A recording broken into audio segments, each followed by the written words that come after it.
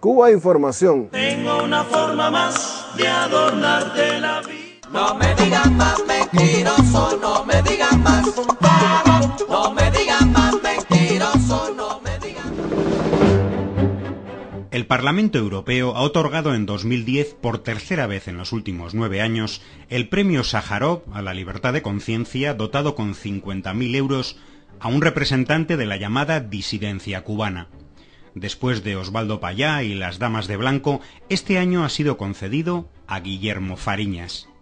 Candidaturas como la de la saharaui Aminatou Haidar o la de la ONG israelí Breaking the Silence han quedado en el camino un año más.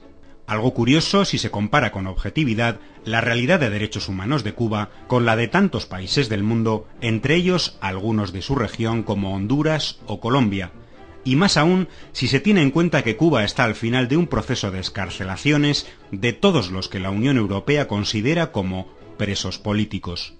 Guillermo Fariñas es una de las figuras más mediáticas de la llamada disidencia cubana.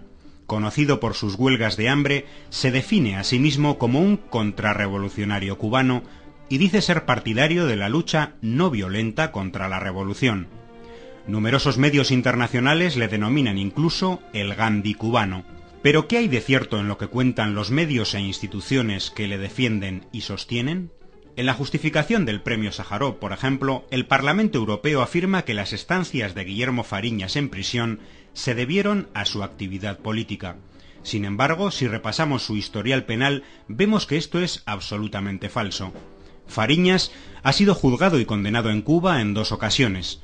En 1995 fue sentenciado a 3 años de prisión sin internamiento y a una multa de 600 pesos por la agresión a una compañera del hospital en el que trabajaba, a la que ocasionó múltiples lesiones en rostro y brazos. La prensa internacional ha silenciado completamente este suceso, que sin duda quebraría la imagen de su defendido.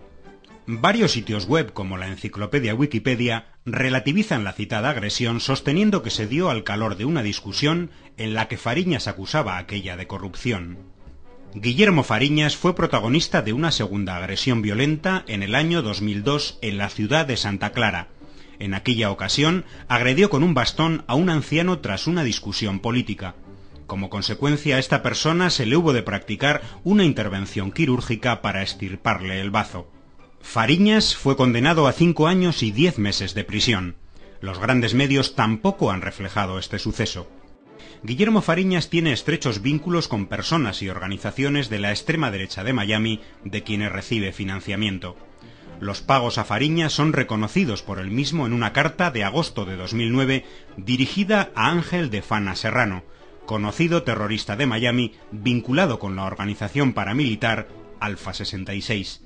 Curiosamente, en fechas recientes, Guillermo Fariñas aplicaba el calificativo de terroristas a los mapuches chilenos que realizaron una larga huelga de hambre durante el verano de 2010.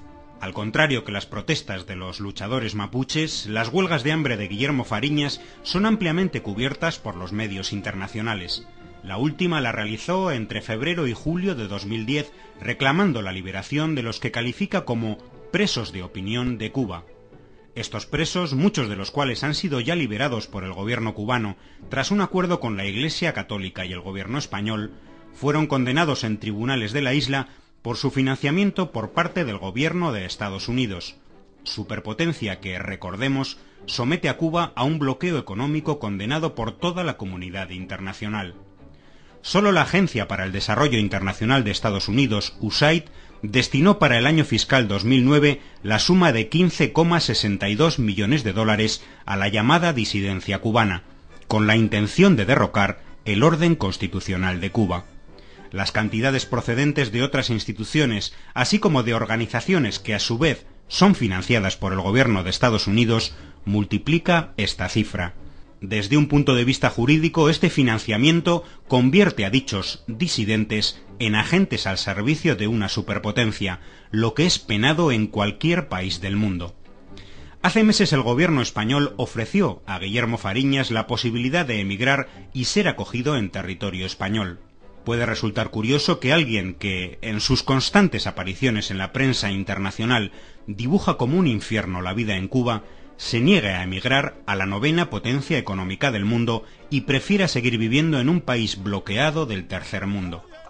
Pero no lo es tanto si se tiene en cuenta que abandonar Cuba significaría, para Guillermo Fariñas, el fin de las cuantiosas ayudas financieras desde Miami y de los premios millonarios de la Unión Europea.